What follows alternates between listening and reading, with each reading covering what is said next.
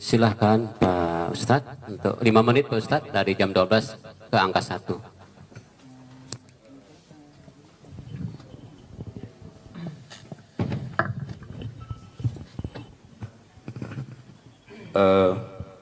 Pertama masalah talafut bin niyah. Kalau Imam Al-Ghazali nggak ngelarang, tapi ada nggak nyuruh juga? Kalau beliau nggak ngelarang, beliau nyuruh nggak juga? Enggak. Dan juga di dalam tadi jelas bil qalbi la bil lisan. Itu berarti nas bahwa Imam Ghazali melarang dengan lisan. Dan secara realita pun nggak mungkin Ustaz. Karena litakunin niyah makrunah. Makrun itu berbarengan dengan takbir. Nah, tentang masalah tadi, pertanyaannya anaknya itu akanu yaknutuna fil fajri, bukan menafikan. Ya, Abu Malik Al-Asy'ari menanyakan kepada ayahnya itu soal kunut fajar. Itu. Yang dibid'ahkan itu kunut fajar tanpa nazilah. Itu. Dan ini marfu statusnya. Dan Ustadz tadi mengatakan ada memang, tapi Ustadz juga nggak ngelanjutin. Qala Ibnu Ma'in siqah walakin yukhti. Nah, ini nggak dilanjutin. Jadi memang betul Abu Ja'far Ar-Razi ini tadi adalah siqatun walakinnahu yukhti. Nah, ini nggak dilanjutin. Kalau dilanjutin clear masalahnya. Dengan demikian hadis yang tentang wa minas subhi, adapun salat subuh maka ini Rasulullah SAW kunut hatta faraqad dunya. Dengan demikian memang betul Ustaz ada di antara para ulama yang mengatakan siqah tetapi yukhti. Nah, yang tidak kalah pentingnya juga masalah kunut ini masalah khilafiyah. Ya, bukan hanya khilaf antara maaf teman-teman dari kalangan Nahdliyin dengan Salafin, tapi tidak, Muhammadiyah juga nggak kunut, Persi juga nggak kunut, Al-Irsyad juga nggak kunut. Jadi ini masalahnya adalah masalah khilafiyah kaum muslimin. Jadi jangan ada sampai antar beberapa kelompok saja. Masalah ini adalah masalah ilmiah. Saya komentari tadi tentang izan fa ana shaim. Saya masih bertanya-tanya tatkala Nabi mengatakan kalau gitu saya puasa. Kata Ustadz Idrus Amli, saudara kita Ustadz Idrus Amli, bahwasanya lafal niat bebas. Lafal niat apa? Bebas. Orang bisa bikin lafal niat. Ini perlu saya pingin kalau ada dari Madzhab Syafi'iyah menyatakan demikian, saya pingin dapat ilmu seperti itu ya. Termasuk diantaranya kalau gitu saya puasa. Ini lafal niat. Saya rasa orang bahasa Arab ngerti. Fa idzan ana shaim itu Aisyah sedang ngobrol sama siapa? Lah, nggak ada. Kalau gitu saya puasa. Ini bukan lafal biniat, tidak bisa dipaksa-paksakan. Kalau yang saya pahami dari bahasa Arab diterjemahkan kalau begitu saya puasa adalah takkib, adalah pembicaraan setelah laporan dari Aisyah. Aisyah mengatakan kalau nggak ada makanan. Kalau begitu, nah ini berarti laporan berlanjut dengan pembicaraan dengan Aisyah. Adapun mengatakan lafal niat secara bebas, kalau alam apakah ada Syafi'iyah seperti itu atau tidak? Tunggu. Yang kedua masalah Maaf ya. Begitu juga kan di dalam buku-buku panduan sekolah itu kalau ada anak jawab selain niat usolli itu salah loh Ustaz, disalahkan. Seandainya ada ujian terus pertanyaan sebutkan niat ini dijawab kalau begitu saya puasa, yakin dicoret guru agamanya. Karena saya pengalaman menguji anak itu disalahkan, bahkan harus usolli. Nah ini tolong dikelirkan juga.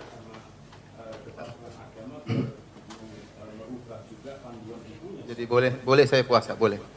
Ustadz, yang terakhir tentang masalah al-musbit muqaddim ala nafi, yang menetapkan diutamakan dari yang menafikan. Hadis Abu Malik Al-Asy'ari, dia menafikan bukan dengan ilmu. Dia mengatakan ra'aitu khalfa Rasulillah wa Abi Bakar. Saya salat di belakang Nabi, Abu Bakar, Umar dan Utsman, mereka tidak pernah kunut subuh. Ini penafian dengan ilmu, bukan dengan tidak ilmu. Adapun hadis yang mengatakan salat subuh itu hadisnya lemah. Tatkala kita kuat-kuatkan, kita tenteng-tentengkan, maka lebih kuat hadis yang ini, hadis yang sahih yang para ulama mengatakan sahih, dan dia menafikan dengan ilmu bukan tanpa ilmu. Berbeda kalau penafian tanpa ilmu. Adapun hadis ini Abu Malik Al-Asy'ari radhiyallahu anhu menafikan dengan ilmu. Alhamdulillah, Masya Allah. Al-haqqum ya Rabbik, kebenaran hanya dari Allah Subhanahu wa Ta'ala. Kita tutup sesi ini, kita lanjut. Ini sesi yang paling ditunggu-tunggu kayaknya, yaitu saya minta narasumber dengan segala hormat 3 pokok bahasan: tahlil, qiraatul yasin, wa du'a ma'na. Jadi kalau lari ke sana, tolong dihargai saya sebagai moderator, gitu ya. Sesekali juga dihargai. Jadi ya tahlil, wa qiraatul yasin, wa doa. Jangan lagi bawa-bawa bid'ah. Bid'ah sudah selesai. Paham ya? Maaf. Baik, kita lanjut ke masyayikh, Pak Ustadz, untuk waktu 20 menit, yaitu 3 tema: tahlil, wa qiraatu yasin, wa doa ma'ana. Silahkan. Bismillah, kita berbicara tentang masalah tahlilan. Ya. Kita dapati setelah kita membaca buku-buku dari mazhab Syafi'iyah, ternyata para ulama Syafi'iyah mengingkari masalah tahlilan. Lafal-lafal mereka bermacam-macam. Ada lafal mengatakan muhdats, sesuatu yang baru. Ada lafal yang mengatakan bid'atun munkarah, bid'ah yang apa? Mungkar, ya. Dan ini seperti tadi penekanan dari Anadul Talibin bahwasanya orang yang melarang akan diberi apa? Dapat pahala. Ini menunjukkan penekanan yang luar biasa tentang masalah tahlilan. Dan kita dapat yang menyedihkan di tanah air kita, tahlilan ya seakan-akan suatu perkara yang wajib. Dan ini kenyataan, kalau orang tidak tahlilan, seakan-akan dia salah. Sampai ada perkataan kamu seperti ngubur seekor kucing. Padahal kita tahu Nabi SAW meninggal di zaman beliau sangat banyak. Ada Khadijah radhiyallahu taala anha, putri-putri beliau, putra beliau, para sahabat. Kemudian di zaman Abu Bakar para sahabat. Tidak pun ada dalil bahwasanya mereka bertahlil seperti acara yang ma'ruf, seperti acara yang kita ritual yang kita laksanakan di tanah air kita 3 hari, 7 hari. Ini juga bilangan dari mana? 3, 7, 40, 100 dan tiap tahun. Ini semua yang menjadikan para ulama Syafi'iyah dengan tegasnya mengatakan bahwasanya tahlilan adalah bid'ah. Oleh karenanya kita mengajak kepada para ikhwan, para saudara-saudara kita dari Nahdlatul Ulama dan yang lain Ahlussunnah wal Jamaah untuk kembali kepada masalah ini, kembali kepada mazhab Syafi'i. Tidak ada salahnya ini, dan ini memudahkan kaum muslimin. Akhirnya kita dapati orang yang tatkala harus tahlilan dia harus mengutang sana, mengutang sini. Sudah terkena musibah, ditimpa lagi dengan musibah, harus apa? Membiayai 1 hari, 2 hari sampai hari ke-7, kemudian hari kesekian. Ini sangat merepotkan. Apalagi saya baca di internet sampai ada yang mencuri kabel gara-gara apa? Untuk mengadakan apa? Tahlilan. Ini kenyataan, merepotkan. Ya, merepotkan. Oleh karenanya disebutkan oleh para ulama Syafi'iyah, hal ini banyak dari Imam Nawawi, Imam Syafi'i, kemudian para ulama yang lain mengikuti bahwasanya tahlilan hukumnya tidak keluar dari bid'ah mungkarah, bid'ah yang apa? Mungkar. Ini menunjukkan bid'ah dhalalah, bid'ah yang sesat, bahkan orang yang melarang akan diberi pahala oleh Allah Subhanahu wa taala.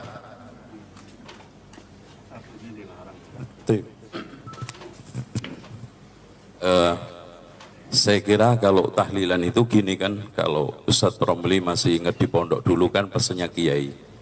Jadi tahlilan itu dulu Mbah Wali itu kan mau memulai dakwah di sono masih Hindu Buddha. Daripada mereka itu setelah kematian itu ngumpul-ngumpul, minum, khamar dan yang lainnya, judi, dikumpulin, diajari doa pendek-pendek kan gitu Pak Ustadz ya. Diajari doa pendek-pendek sampai diantaranya ada di Jawa itu pikir ya kayuku ya kayumu. Ternyata setelah diusut-usut ya hayyuku ya hayyu ya qayyumu. Karena lidahnya orang Jawa itu susah ngomong lafaz Arab, jadi ya kayuku ya kayumu. Gitu. Nah, kalau kita melihat sedikit saja pernyataan ini apa namanya Syekh Dimyati ya, yang lebih apa namanya mengenal lagi bahwa di sini ittikhadut ta'am fil yaumil awal wa thalith wa ba'dal usbu wa naqlil ta'am ilal qabr fil mawasim ila ini liman syafal yuraj ila Allah wa ta'ala fal yuraj wallahu ta'ala a'lam, katabu khadimus syariah wal manhaj ya. Intinya di sini beliau mengatakan bahwa wa yukrah ittikhadut ta'am fil yaumil awal wa thalith wa ba'dal usbu wa naqli ta'am ilal qabr fil mawasim ila akhirih. Dengan demikian jelas, dan kalimat makruh di dalam pernyataan ulama, terutama hal-hal yang seperti ini itu nggak ada makruh dalam istilah at'imah. Makruh mendekati apa namanya ibahah, tapi makruh yang mendekati haram. Itu seperti Imam Syafi'i mengeluarkan satu pernyataan wa yukroh ya binaul qabr, maksudnya haram gitu Ustaz. Nah, soal masalah yasinan boleh ya Ustaz ya? Iya kan? Yasinan yang kita persoalkan itu bukan masalah baca yasin. Kayak ini ada yasin fadilah. Cara membacanya yasin. Ini kira-kira kiroah apa gitu loh. Padahal Ibnu Abdul Bar aja sebagaimana yang telah dinukil oleh Imam As-Suyuti di dalam kitab Al-Itqan, membaca Al-Quran dengan qiraat syaddah itu ijma' haram. Apalagi ini syadz aja enggak. Kita tidak pernah mendapatkan dari manapun akwal ulama dari qiraah yang sab'ah walaupun asyarah walaupun isrun kalau kita kembangin, enggak ada pernah satupun yang membaca ya memberikan suatu bacaan yasin. Padahal jangankan menambah sampai 7, nambah 1 huruf aja itu kalau amdan bisa dihukumi oleh para ulama kafir. Menambah 1 ayat di dalam Al-Quran, 1 lafaz dalam Al-Quran, 1 huruf nggak boleh. Nah inilah. Nah oleh karena itu yang kita persoalkan bukan baca yasin. Yang keduanya adalah mengkhususkan. Ya, mengkhususkan sesuatu yang umum, karena ibadah yang mutlaqah harus kita biarkan mutlak, ibadah yang maksusah kita harus biarkan maksus. Bisa saja tertaksis oleh waktu, tempat, atau kaifiyah, ya kan gitu, atau kadar, atau sebab, ya. Dan yang tidak kalah pentingnya adalah jenis. Selagi ibadah itu tidak terkait dengan jenis, sebab, kadar, kaifiyah, kemudian termasuk sifat itu, tempat dan juga waktu, maka kita biarkan mutlak. Artinya iqra'ul Quran wala ta'kulu bihi, begitu aja. Atau yang jelas Rasulullah SAW mengatakan man qara'a harfan min kitabillah falahu bihi hasanatun, kapan saja termasuk surat Yasin. Yang menjadi permasalahan kenapa yang menjadi populer surat Yasin dan itu hanya dikhususkan untuk kematian dan orang-orang mati saja, padahal Allah mengatakan dalam surat Yasin juga liyundhira man kana hayyan wa yahiqqal qawlu 'alal kafirin. Quran itu buat peringatan yang hidup. Walaupun di antara para ulama menafsiri hayyul qalb, ya, tapi kalau orang punya hati hidup, badannya nggak hidup nggak mungkin juga. Intinya bukan untuk orang yang mati. Nah tentang masalah ihda itu nanti kayaknya tidak masuk di dalam percaturan ini, ya. Dengan demikian saya pelajari beberapa kitab, dari mulai kitab-kitab yang kecil sampai besar. Di dalam kitab-kitab yang dikaji di pesantren nggak ada yang menyunahkan, minimal mengatakan makruh. Bahkan di dalam putusan Bahsul Masail yang diputuskan oleh Syekh Ustadz Kiai Abdul Ghaffar di Banyuwangi juga mengatakan makruh. Itu ya, dikatakan makruh itu di halaman 5. Ini bukunya juga nanti kita ini. Dengan demikian, terus yang satunya apa tadi? Tahlilan ya sih. Oh, zikir. Oke. Hadirin sekalian, tentang zikir bersama, ya Pak Ustadz. Di sana Umar bin Khattab menyatakan, An Utsman An-Nahdi qala kataba amilun li Umar bin Khattab anna hunaka qauman yajtami'una fayad'una lil muslimina wa lil amir. Fakataba ilaihi Umar aqbil bihim ma'ak fa aqbala wa qala Umar lil bawwaba a'id sautan. Orang yang dilaporkan kepada Umar bin Khattab yang melakukan zikir bersama itu dipanggil, disiapin pecut. Falamma dakhalu ala Umar ala amira darban bisaut, langsung dipukul pakai pecut. Itu. Ini Umar loh Ustaz ya, bukan saya. Terus kemudian Abdullah ibnu Mas'ud yang itu riwayatnya masyhurah. Ada orang pernah ngumpul-ngumpul berzikir dengan kerikil, dengan itu ditegur oleh Abdullah ibnu Mas'ud. Bahkan dia mengatakan, ya Aba Abdurrahman, kami tidak menginginkan kecuali kebaikan. Kami muridin lil khairin lam yabluh. Berapa banyak orang yang menginginkan kebaikan tapi tidak nyampe. Bahkan Imam Ahmad mengatakan, Imam Abu Hanifah menegaskan, ya di dalam kitab Bada'i Sana'ih lil Kasani Al-Hanafi, inna raf'as sawt bit takbir bid'atun fil asl li'annahu dzikrun was sunnah fil adhkari al-mukhafatah karena ud'u rabbakum tadarruan wa khufyah. Dengan demikian, kalau kita lihat runut, apalagi kalau kita mau sampaikan semua, kita bisa membedakan antara zikir bersama dengan bersama-sama zikir.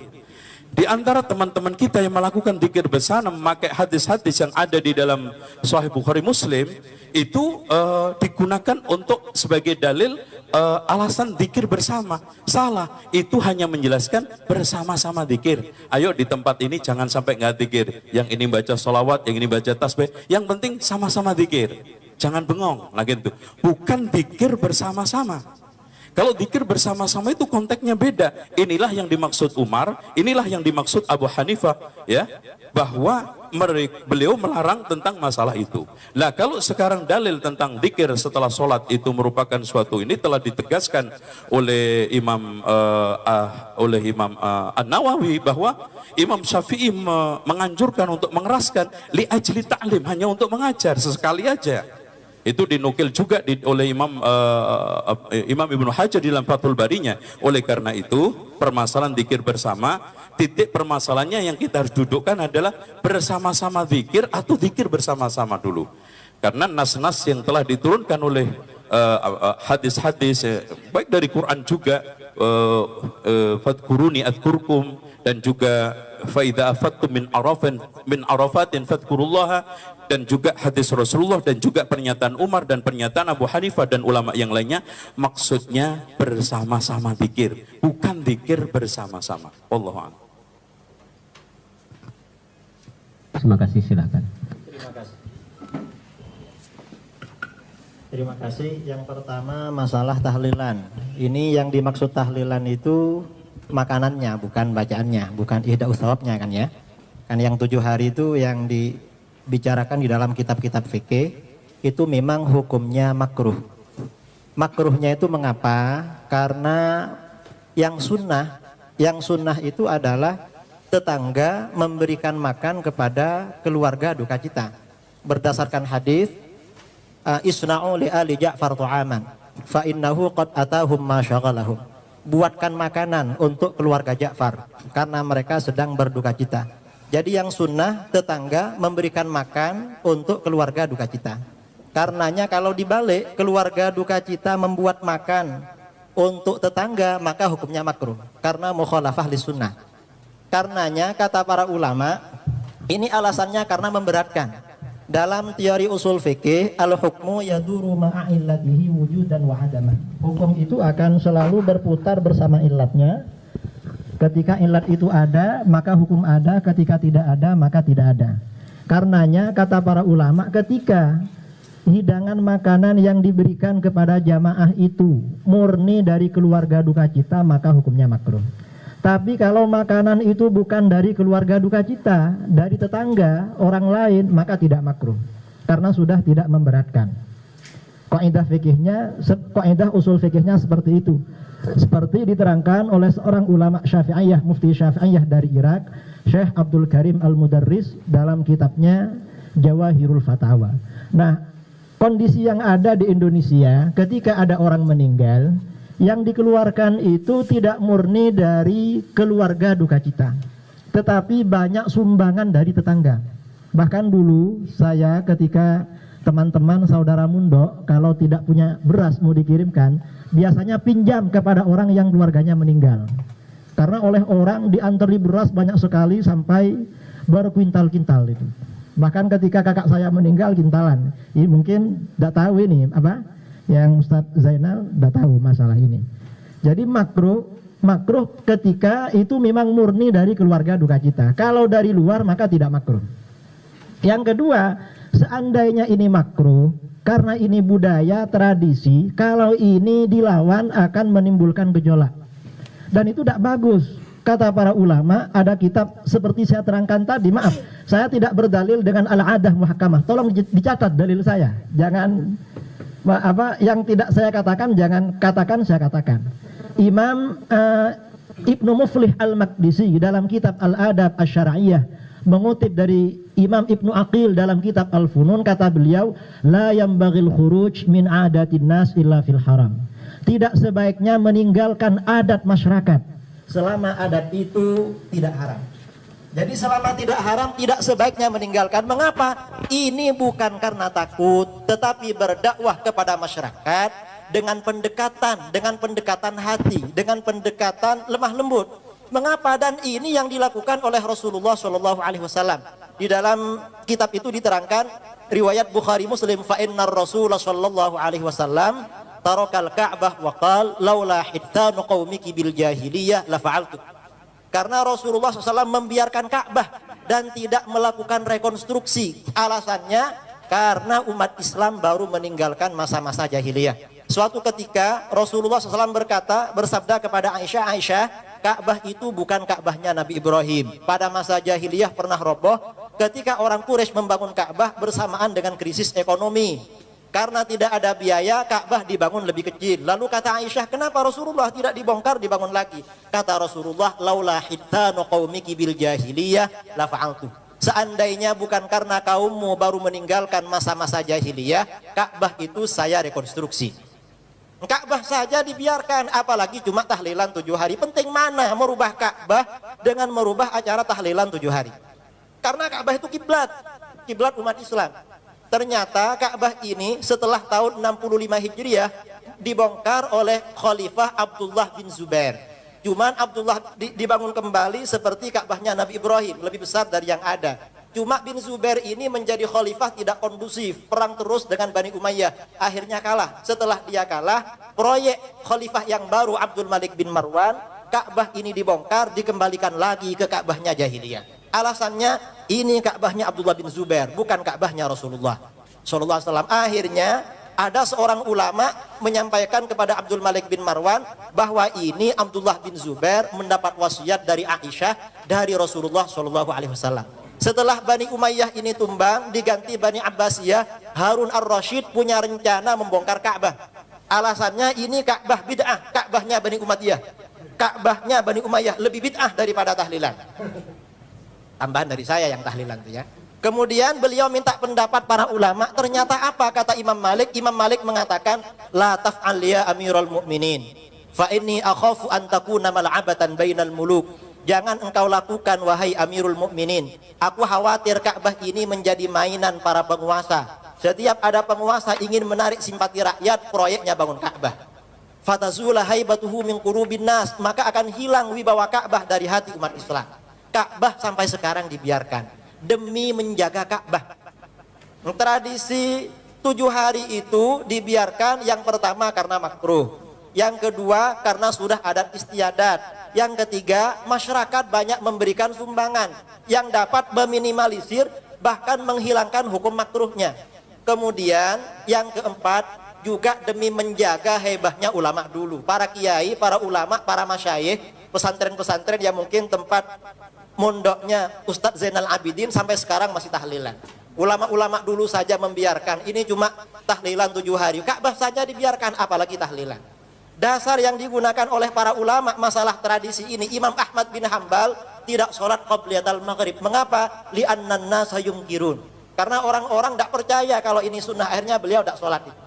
Jadi bukan takut, tetapi menjaga tidak terjadi benturan dengan masyarakat. Itu cara di dalam berdakwah, bukan langsung bid'ah, syirik, bukan seperti itu. Kemudian saya kira masalah tahlilan saya rasa cukup. Yang ada di kitab I'anatut Thalibin itu pelajaran saya memang di pesantren. Yang masalah Yasin, mengapa kok cuma Yasin, kok bukan yang lain? Mengkhususkan sebagian surat itu tidak apa-apa. Ada seorang sahabat dalam riwayat Al-Bukhari, ketika menjadi imam di Masjid Quba, setiap rokaat membaca surah Al-Ikhlas sebelum membaca surat. Akhirnya dilaporkan, akhirnya oleh jamaahnya disuruh berhenti membaca surat Al-Ikhlas. Lalu katanya dia, kalau saya disuruh berhenti, saya memilih berhenti jadi imam. Tetapi jamaahnya keberatan kalau dia berhenti menjadi imam. Akhirnya dilaporkan kepada Rasulullah SAW. Oleh Rasulullah SAW ditanya, apa yang menghalangi kamu untuk mengikuti perintah kaummu? Katanya kamu setiap rokaat dalam sholat membaca surah Al-Ikhlas sebelum membaca surat yang lain. Lalu apa jawaban dia? Kata dia, inni uhibbuha ya Rasulullah, saya senang surat Al-Ikhlas. Lalu kata Rasulullah, hubbuka iyyaha adkhalakal jannah, cintamu pada surat Al-Ikhlas akan memasukkan kamu ke surga.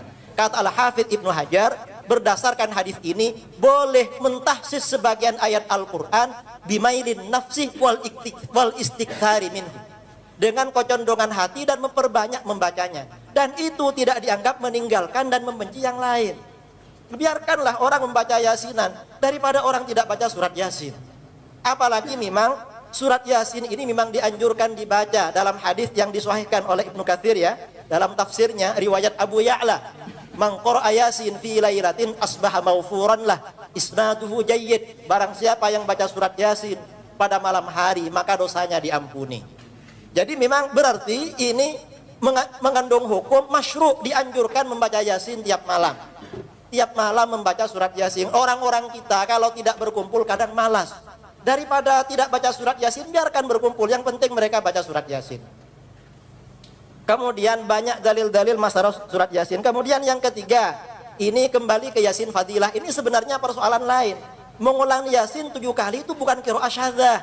Qiraah syadzah itu kalau Yasin misalnya dibaca Yasun, baru qiraah syadzah itu.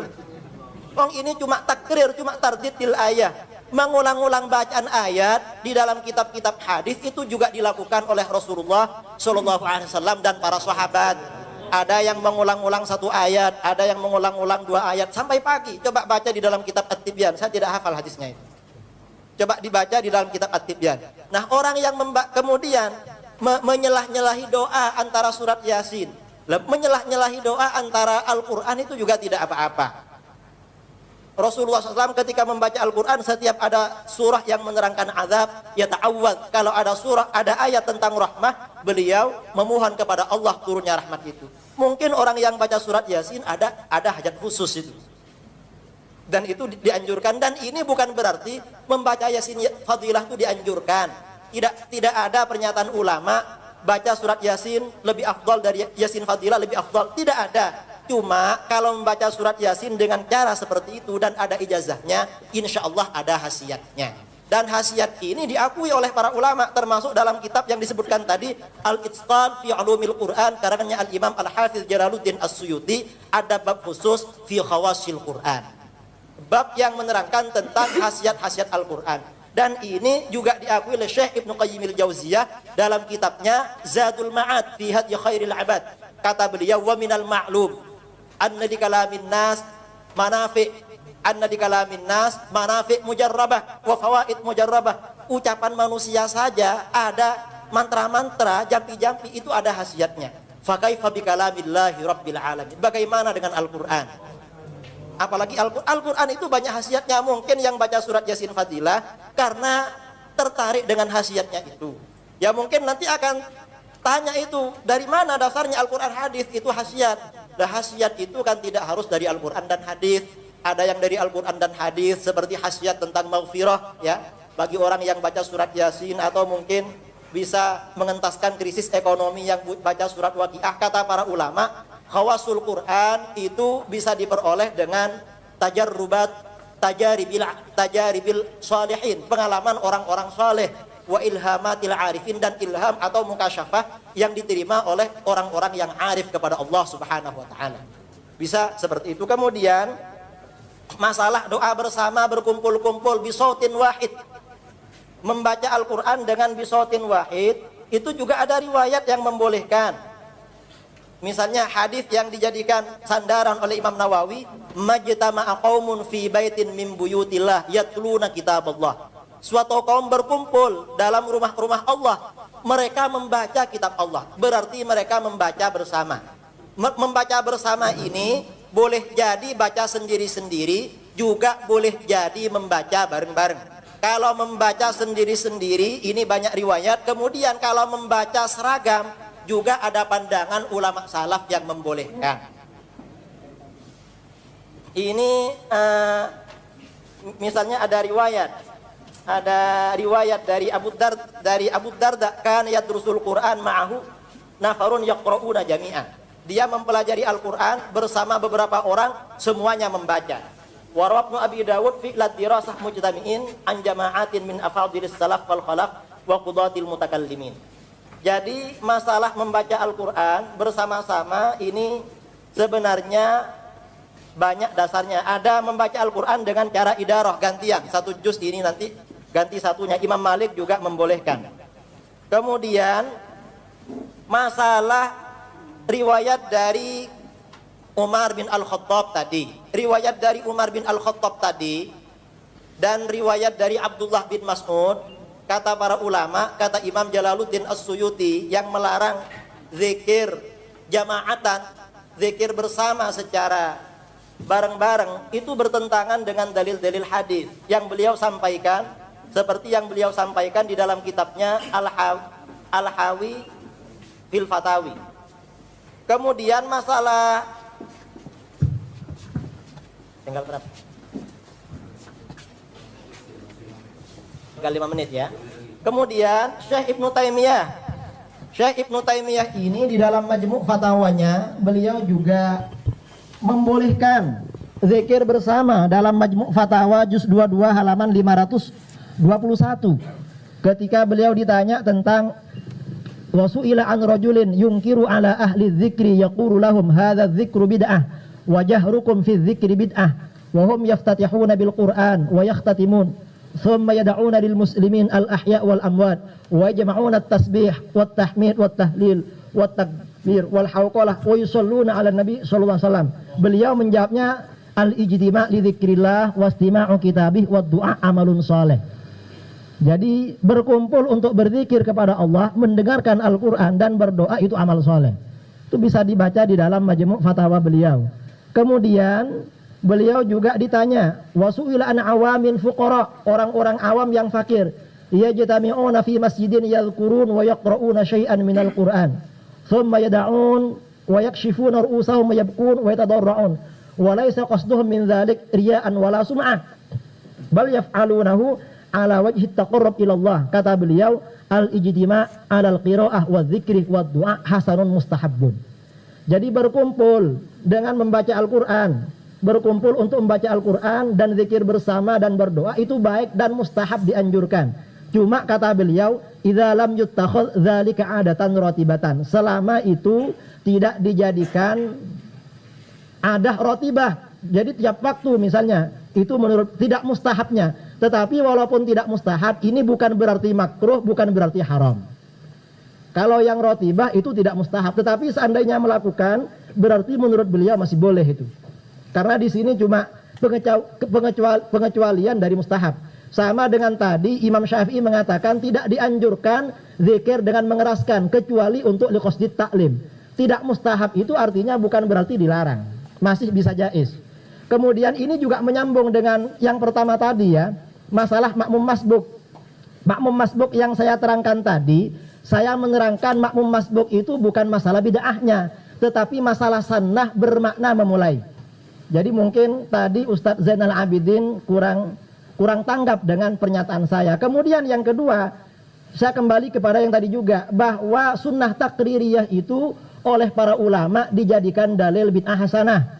Al-Hafidh Ibnu Hajar Al-Asqalani dalam kitab Fathul Bari ketika mengomentari seorang sahabat yang membuat zikir baru dalam sholat setelah ruku, yang membaca kabira walhamdulillah, yang alhamdulillah hamdan katsiran thayyiban mubarakan fi. Al-Hafidh Ibnu Hajar mengatakan wa yustadallu bihi ala jawazil itsyan bi dzikrin ghairi ma'thur fi shalah ma lam yukhalif al-ma'thur. Berdasarkan hadis ini berarti boleh membaca zikir yang tidak ma'thur, yang tidak diajarkan oleh Nabi Shallallahu Alaihi Wasallam selama tidak bertentangan dengan yang ma'thur. Yang tidak ma'thur itu namanya bid'ah hasanah. Jadi berarti dengan begitu Al-Hafidh Ibnu Hajar menganggap hadis tentang sunnah takririyah termasuk dalil bid'ah hasanah.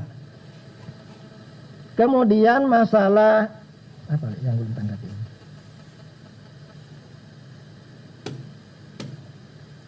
Sudah semua.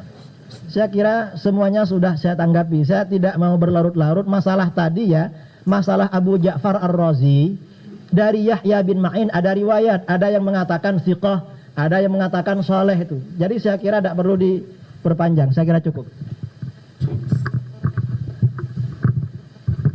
Baik, kita break. Setelah pesan-pesan berikut ini, Pak Ustadz silakan minum, masyayikh, para tamu undangan. Semakin lama kayaknya kepala kita semakin kasih waktu 5 menit dari jam 8 sampai jam angka 9. Waktu dan tempat dipersilahkan. Mengenai mengomentari tentang apa yang disebutkan oleh Ustadz Jusram di tentang tahlilan. Yang pertama, Ustadz mengatakan bahwasanya ilah dari tahlilan adalah pembuatan makanan. Kalau ternyata yang buat makanan dari pihak luar, maka tidak jadi masalah. Ini ternyata para ulama Syafi'iyah menyebutkan masalah ilah tentang dilarangnya tahlilan atau dimakruhkan tahlilan bukan cuma pembuatan makanan. Di antaranya ijma'. Kemudian yujadidu tajdidu huzn, buat sedih lagi. Ini tidak diinginkan dalam syariat. Hari ketiga ingat lagi, hari ketujuh ingat lagi. Oleh karenanya ilah yang disebutkan banyak. Pertama, taklif, buat makanan bikin repot orang mayat, keluarga mayit. Yang kedua, ada ijtima', kunna na'udu ijtima'. wa sani'ati ta'am ba'da dafni minan niyahah. Kami memandang, kata Jarir bin Abdullah, kami para sahabat mandang kalau ada kumpul-kumpul di rumah keluarga mayat, ya maka ini termasuk niyahah, meratapi. Oleh karenanya ilah bukan cuma satu, harus dipahami. Ilah juga diantaranya mengenai kesedihan. Kemudian yang kedua, tahlilan hukumnya makruh, bukan makruh tanzih, bukan makruh istilah usuliyin bahwasanya kalau dikerjakan tidak mengapa, ditinggalkan dapat pahala. Tapi makruh di sini makruh tahrim. Ya, kenapa kita lihat lafal-lafalnya dikatakan bid'ah mungkarah. Mungkar ini bukan yang mungkar ini bukan suatu yang makruh, bukan mungkar. Kemudian yang kedua, perkataan dari ulama besar mazhab Syafi'iyah Zakaria Al-Ansari dalam kitabnya Asnal Matalib, dikatakan dia mengatakan wa hadza zahirun fit tahrim, dan bahwasanya tahlilan itu hukumnya apa? Tahrim, haram. Ini nas dari ulama Syafi'iyah bahwasanya hukumnya haram, bukan sekedar makruh. Oleh karena jika tatkala kita jelaskan hukumnya haram, maka tidak ada kita mengatakan karena demi kemaslahatan kerjakan saja. Ini tidak bisa kerja hal ini. Adapun perkataan Ibnu Muflih yang disebutkan oleh Ustaz Idrus Ramli bahwasanya boleh meninggalkan perkara-perkara demi kemaslahatan masyarakat, maka yang disebutkan oleh Ibnu Muflih adalah perkara-perkara yang sunnah, seperti melaksanakan sholat sebelum maghrib, ya, itu diantaranya. Oleh karenanya saya ingin tahu apakah ini tidak sejalan dengan masalah tahlilan. Oleh karenanya sekarang meskipun Ka'bah sudah aman, ya, aman, orang-orang mungkin sudah berilmu, terjadi sampai sekarang pun tidak. Dan saya tadi dengar perkataan Ustaz Idrus Ramli tatkala mengatakan dialog Imam Malik dengan salah seorang ulama, dia mengatakan ini bid'ah. Tadi gimana Ustaz bilang? Mohon maaf. Bid'ah merubah Ka'bah. Terus iya, dia bilang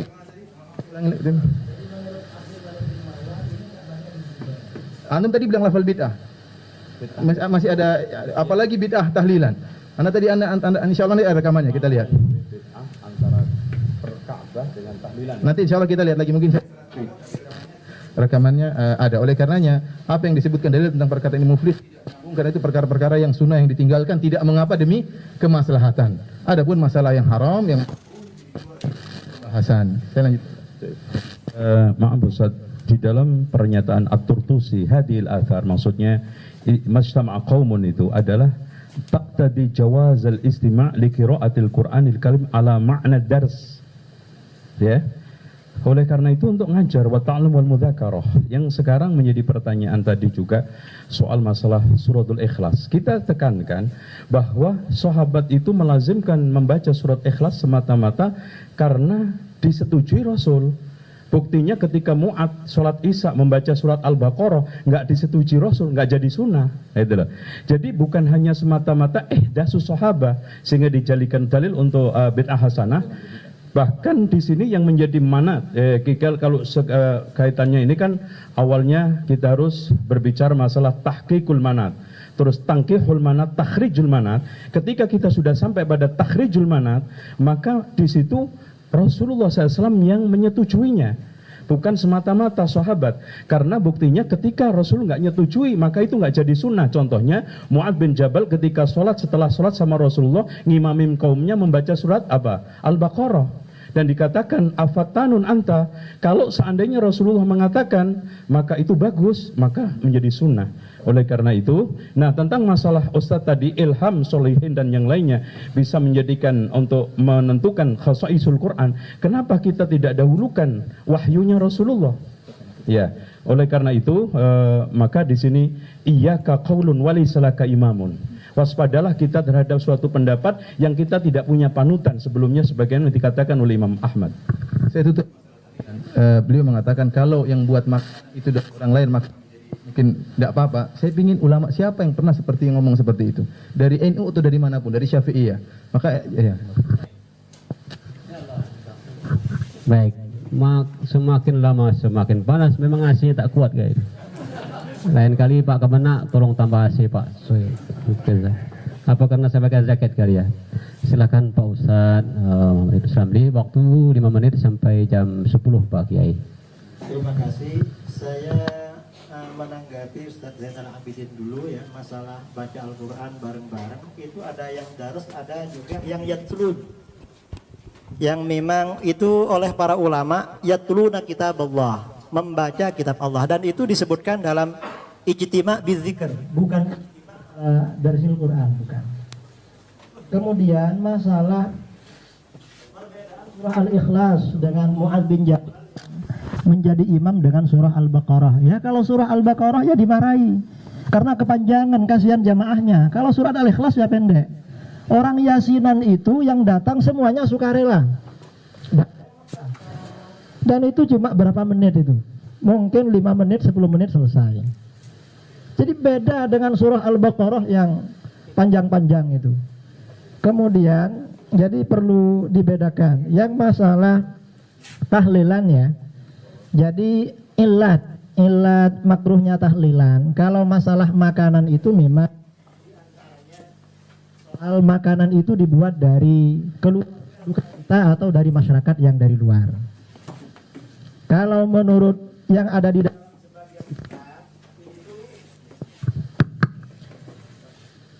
di dalam sebagian kitab Syafi'iyah disebutkan oleh Mufti dari Irak, Syekh Abdul Karim Al-Mudarris Asy-Syafi'i dalam kitabnya Jawahirul Fatawa. Jadi ketika memang ini yang menyuguhkan makanan ini dari masyarakat dari luar, maka dibolehkan. Jadi tidak makruh. Tapi kalau masih ada dari keluarga duka cita, maka ini makruh. Ini menurut Syafi'iyah. Dan ini dibiarkan oleh para ulama. Apa lagi? Yang perlu tanggapi?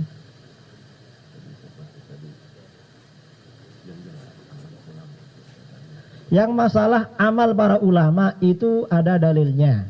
Jadi masalah khasiat-khasiat ayat Al-Quran itu dari para ulama, dari orang arif atau dari para ulama, sebagian dari hasil ijtihad mereka.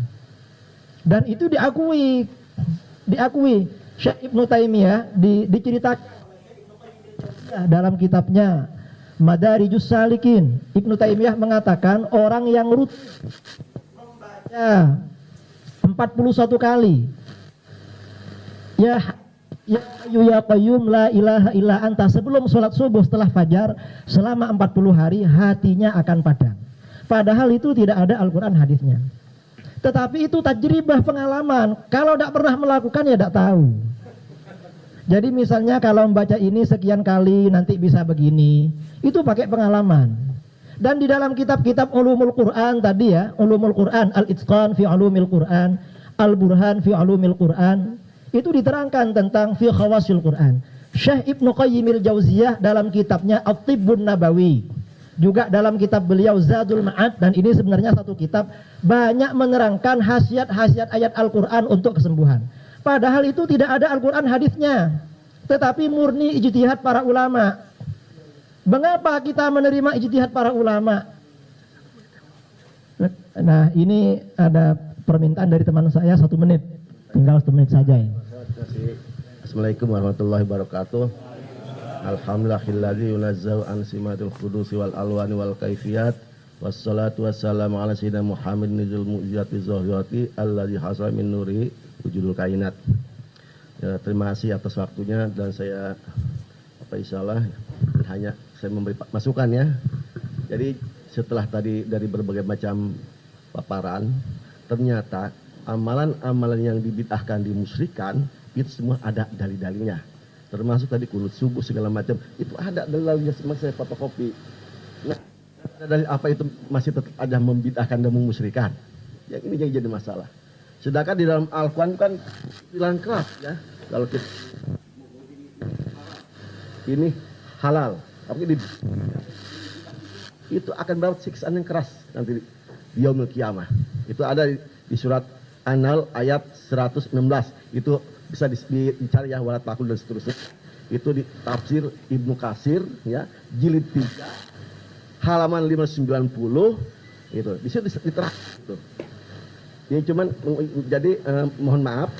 Nah itu ya. Jadi tolonglah, karena di sini ada dalil ulama, apakah kita bersikeras ini ahli bid'ah, ini musyrik. Nah ini jadi masalah. Ya Mas ya. Terima kasih.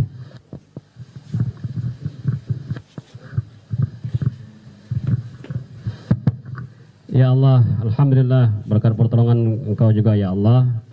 3 pokok bahasan yang betul-betul memukau kita dari pandangan-pandangan ulama salafus saleh yang betul-betul soleh, betul-betul hafal Quran, hafal hadis, atau as-sunnah, beribu-ribu mereka hafal dan meninggalnya juga mendapat pahala dari Allah Subhanahu wa taala.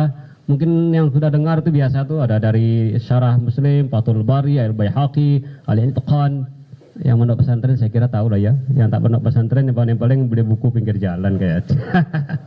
Jadi inilah tergambar oleh kita semua. Terima kasih Bapak Ustaz narasumber, Bapak Muhammad Idrus Ramli atas ilmunya. Semoga Allah memberikan manfaat dan berkah. Pada Bapak Muhammad Tabari Asadzili, semoga Allah memberikan berkah. Pada Ustaz Zainal Abidin bin Samsudin, semoga Allah memberikan berkah dengan ilmunya. Dan Pak Ustaz Firanda Andirja MA, semoga Allah memberikan berkah ilmunya. Kepada Natulen, kepada kita semua, para ulama dari Pemko, Pak Kemenak, dan Pak Kamla, Angkatan Laut, dan kita semua yang hadir. Setelah ini, mari kita kembali ke dialog ukhuwah dan ilmiah, menjalin kebersamaan dalam perbedaan. Saya mohon maaf jika ada ucapan dan kata-kata yang saya salah. Hanya kepada Allah berserah diri. Akhirul kalam. Assalamualaikum warahmatullahi wabarakatuh.